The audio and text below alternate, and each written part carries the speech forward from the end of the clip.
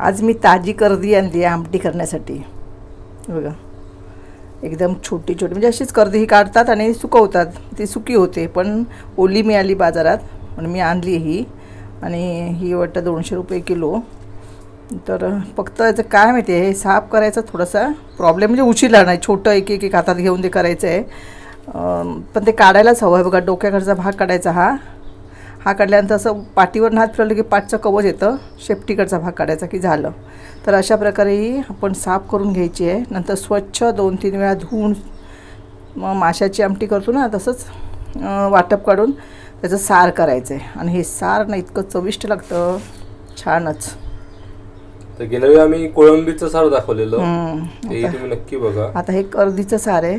आणि खरं मला का आवडलं माहिती हे घ्यावंसं वाटलं, तर एकदम स्वस्त पण आहे, म्हणजे ज्यांना परिस्थिती नाही आहे त्या लोकांसुद्धा फक्त हे साफ करायचाच व्याप आहे, बाकी त्याला काही नाही, चविष्ट पण मिळणार आहे। आणि ह्याचं पण नुसतं कांदा टोमॅटो घालून सुकं केलं ना तर इतकं सुंदर लागेल हे चपाती भाकरीवर खायला। तर हे तुम्हाला मी करून दाखवते, पण ते साफ करायला किती वेळ लागेल बघा। आता हे कारण छोटे छोटे असल्यामुळे पद्धतशीर ते काढायचं आहे, नाहीतर मग आपल्याला सवय ना ते दाताखाली आलं तर सालवरचं ते, म्हणून हे सगळं साफ करून घेते। नंतर तुम्हाला साराची कृती दाखवते। हे बघा सगळी कर्दी साफ करून घेतली आहे बघा। ही किती वेळ झाला लागला तो बघा हिला साफ करायला। आता ही स्वच्छ झाली आहे चांगली, अजून मी धुवून घेणार आहे स्वच्छ, आणि सगळं पाणी असं निथळून काढणार आहे आणि ठेवणार आहे। नंतर सार करताना तुम्हाला कृती दाखवते, पण ही बघा किती स्वच्छ झाली आहे ती। तर अशा प्रकारे पहिल्यांदा साफ करून घ्यायची आणि नंतर ह्याची आमटी करायची, किंवा तुम्ही कांदा टोमॅटो घालून सुद्धा आपण सुकं करू शकतो। म्हणजे जवळजवळ आम्ही आणलेली अर्धा किलोच्या वर होती, आणि आता ती सगळं साफ करून पाव किलोपेक्षा कमी राहिलेली आहे। तर ह्याला खूप जास्त मेहनत आहे, पण तिची चव पण तशीच चविष्ट आहे। तर आता आपण पुढची कृती करून घेऊया। मग हे बघा कर्दीचं सार करण्यासाठी ही मी बेडगी मिरची घेतली आहे, आपल्या चवीप्रमाणे घ्यायची। म्हणजे आता मी हे बघा अर्धा नारळ घेतला आहे ना, त्याच्यासाठी मी ह्या जवळजवळ 15 मिरच्या घेतल्या, आणि 1 चमचा धणे आणि अर्धा चमचा बडीशेप। आता हे मिश्रण हे वाटप पाण्यात टाकून हे बघा भिजत ठेवले, पटकन बारीक होतं ना म्हणून। आणि तर हे पहिल्यांदा लावून घेते, आणि नंतर हे बघा खोबरं, हळद, अर्धा कांदा घेतला आहे, ह्या लसणीच्या 7-8 पाकळ्या आहेत, आणि हे आलं आहे, आणि तिरफळं घालणार आहे। ही सगळ्यात शेवटी तिरफळं घालणार। वाटप झालं ना की आम्हाला मागच्याला कोणी कमेंट विचारलं की आम्ही प्रत्येक दाखवत राहत नाही, तर तिरफळं कुठे आहेत म्हणून। तर आता हे वाटप मी लावून घेते आणि मग तुम्हाला दाखवते। जरा हे बारीक वाटून घ्यायचं। तुम्हाला ज्याप्रमाणे तुम्ही करणार सार करणार, जास्त माणसं असतील तर मग 1 नारळ वापरला, तर मिरच्या वाढवायच्या। मग बेडगी मिरची नाही, बेडगी मिरची, हो ही बघा ही बेडगी मिरची, ही गेल्या वर्षी बघा मी सुकून ठेवली, कशा अजूनही कुरकुरीत आहे चांगल्या मिरच्या ह्या। आता मी पाण्यात टाकल्या मऊ झाले आहेत, पण अजूनही कुरकुरीत। तर आता हे बी वाटप, हे बघा मिरची बारीक झाली आहे। आता मी हा कांदा, लसूण आणि आलं, हे तिरफळ सगळ्यात शेवटी घालायची।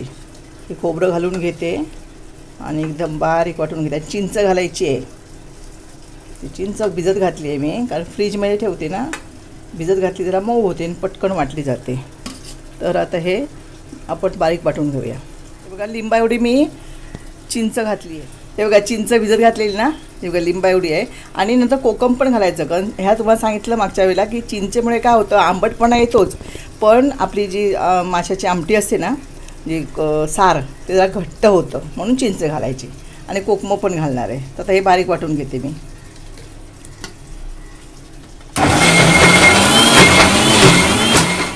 हे बघा आता मी हे बघा वाटप वाटून झालं आहे माझं, बारीक लावायचं ना, हां बारीक लावायचं। आणि हे बघा हे काय ते आपली कर्दी, ही त्याला हळदच लावून ठेवली आहे फक्त। आता फोडणी करण्यासाठी मी गॅसवर पातेलं तापत ठेवलं आहे, आणि त्याच्यामध्ये जास्त नाही तर 2 चमचे तेल घातलं आहे। आणि फोडणीसाठी आपण हा बघा अर्धा कांदा चिरून घेतला आहे, आणि 4-5 लसणीच्या पाकळ्या आहेत, आणि कढीपत्ता नेहमीप्रमाणे। तर तेल तापलं आहे का बघूया।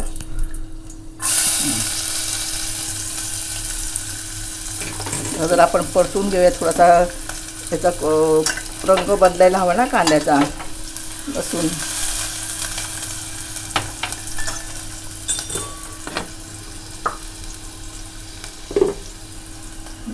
त्याच्यामध्ये 4 मी कढीपत्त्याची पण पानं घालणार आहे.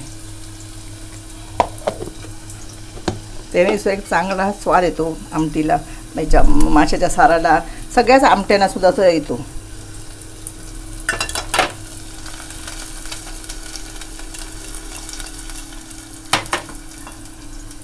थोडा चांगला कांदा गुलाबी होऊ दे.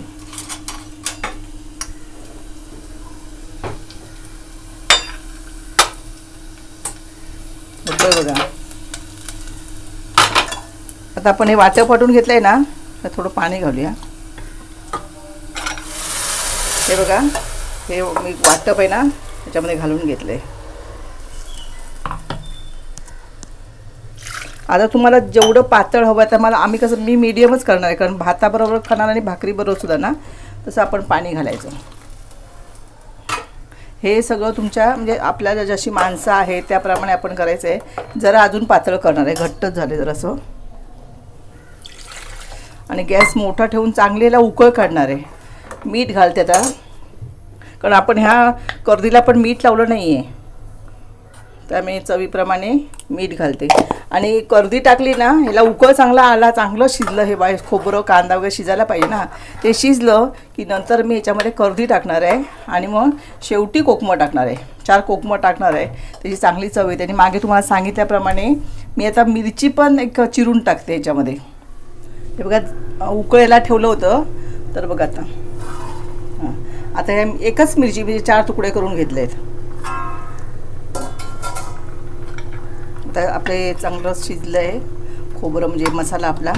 आता ही कर्दी आहे ना, मी ह्याच्यामध्ये घालणार आहे, कारण मी स्वच्छ धुवून ठेवलेलं. याला मीठ काही लावलं नव्हतं, फक्त हळद लावली होती.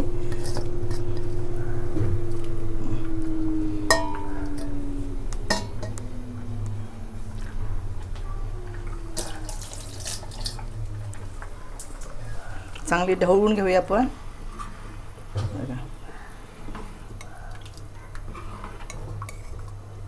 आता आपण ह्याच्यामध्ये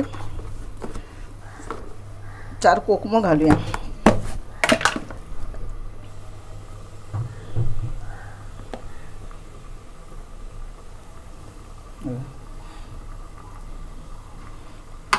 आता 2 मिनिटं चांगली शिजू दे, पटकन शिजणार. बघा बघा दिसत ना, हां ती जवळ आली ना, अशी सरळ आहे बघा. हे बघा दिसत आहेत.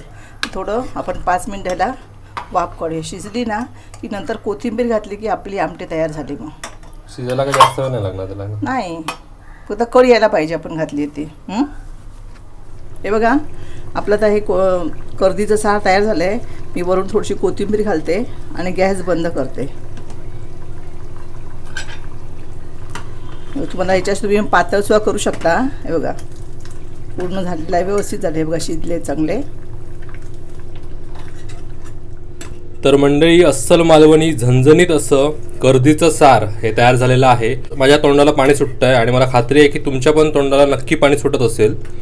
तर हे सार कसं करायचं यासाठी आमचा व्हिडिओ नक्की बघा. तो कसा वाटला हे आम्हाला कमेंट करून नक्की सांगा. व्हिडिओ तुमच्या मित्रपरिवाराच्या व्हॉट्सॲप ग्रुपवर जास्तीत जास्त शेअर पण करा. धन्यवाद.